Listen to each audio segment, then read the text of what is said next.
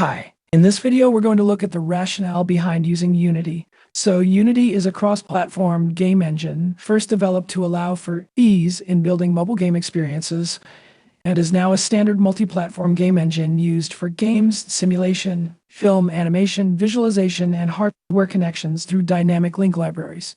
The advantage of Unity is in its customization, community, multi-platform use across Mac and PC, and its development pipeline. Unity has a large support and learning network, including guides on getting started and extensive tutorials for those that like to go beyond the course materials. So what we see here is the Unity website, and in your supplementary PDF file, I've got lots of links in there showing you various different materials. So the first of these links is the Unity Learn link.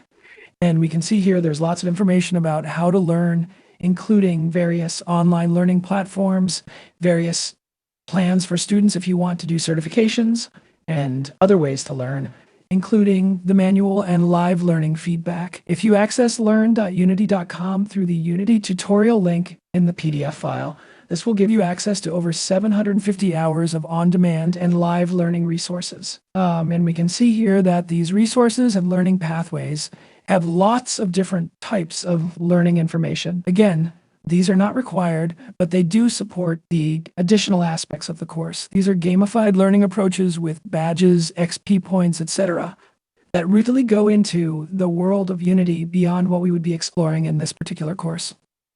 Next, we have the Unity manual documentation link in the PDF, and this will provide you lots of additional information about the version of Unity.